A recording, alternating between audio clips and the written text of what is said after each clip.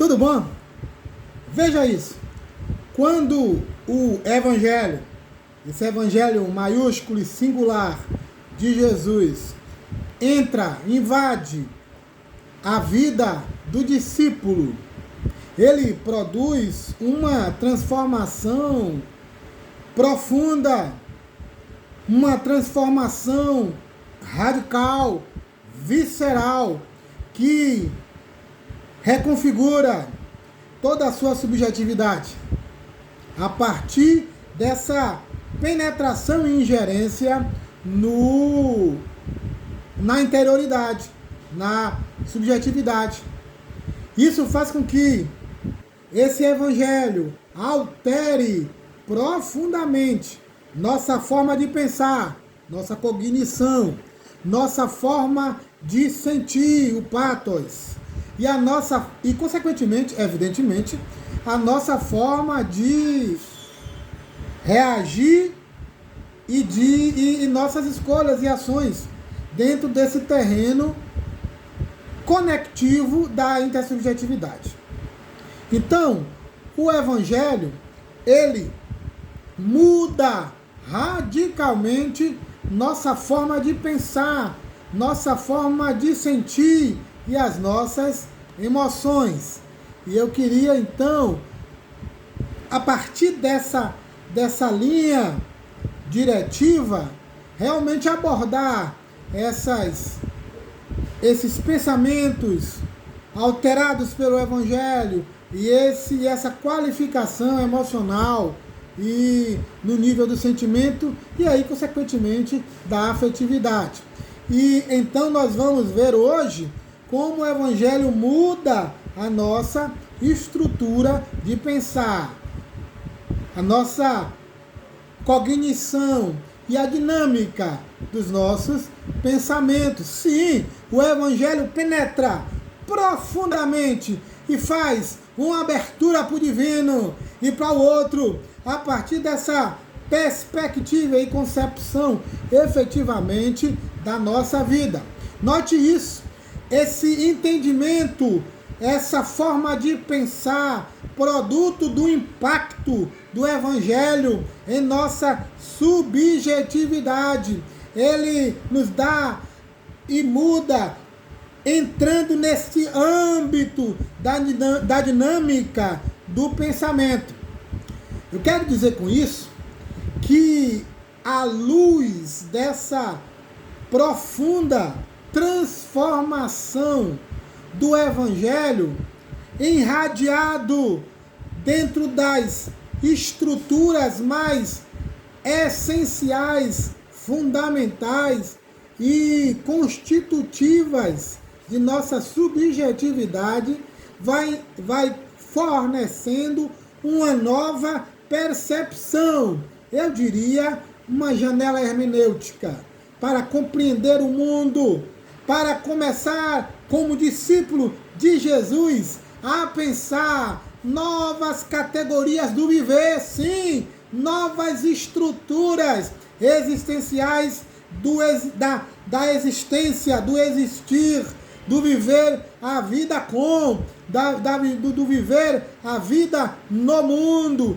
São radicalmente, estruturalmente alteradas, transformadas, notadamente a nossa relação com o Messias, a nossa relação com Jesus, que a partir da experiência da união mística, da união espiritual com Cristo e o seu legado, a sua ressurreição, os efeitos remidores e expiativos da sua morte em nosso lugar e da experiência de ressurgir com ele, de experimentar a ressurreição de Jesus, os efeitos da ressurreição de Jesus, que nos capacita a viver a vida espiritualmente ressurreta, a vida que Jesus em João 5 vai dizer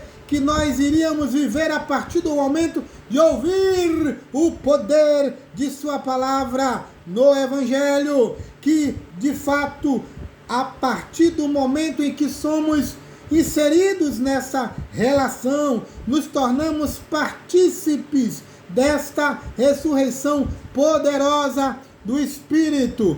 Paulo vai dizer isso em Colossenses, capítulo 3, versículo 1 e 3. Diz assim a palavra: portanto, se vocês foram ressuscitados juntamente, note essa palavra, ressuscitados juntamente com Cristo, busquem efeito desse estar junto, desse estar conectado, em correlação. Busquem as coisas lá do alto, onde Cristo vive, assentado à direita de Deus. Pensem nas coisas lá do alto, e não as que são aqui da terra, porque vocês morreram.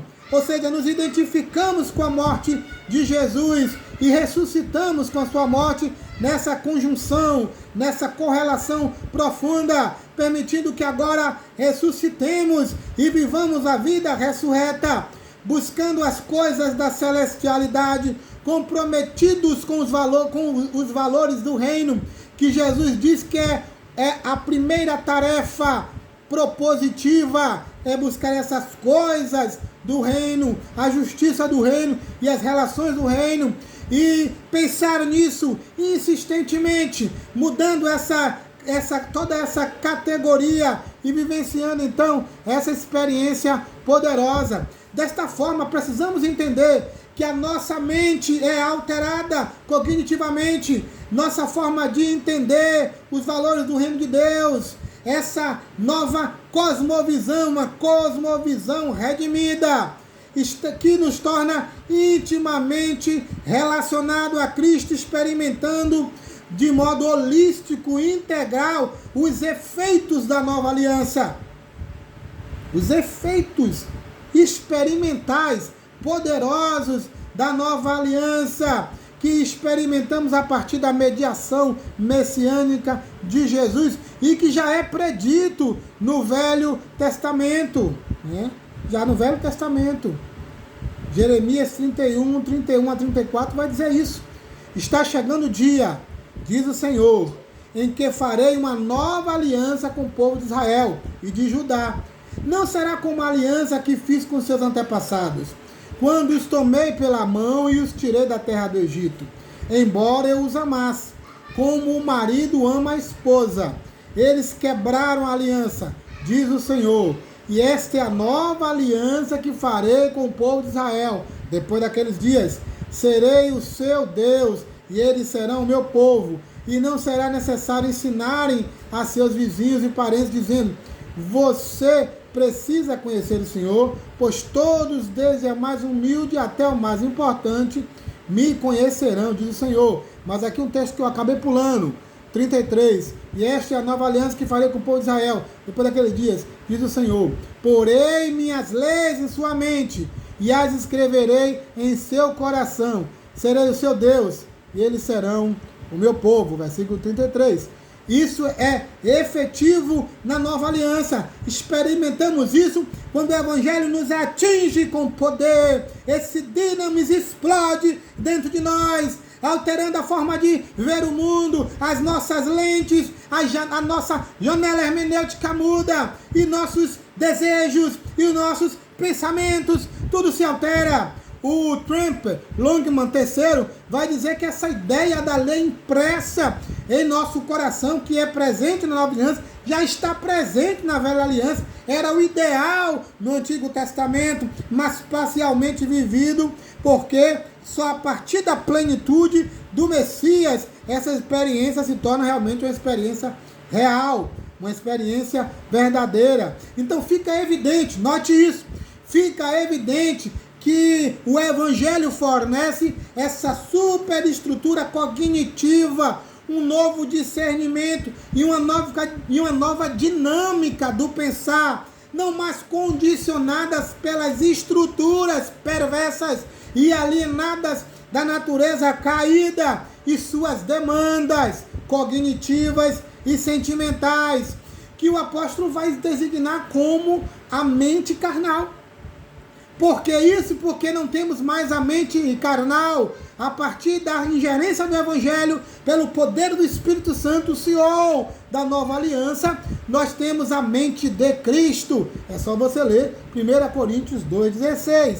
Então, existe, note isso, eu quero encerrar falando disso, existe um quanto, existe uma unidade fundamental, por ser fundante, em nosso pensamento, em nossas emoções, no nosso agir, produtos da redenção, que nenhuma conjuntura, personagem, transtorno mental, enfim, podem modificar ou suprimir.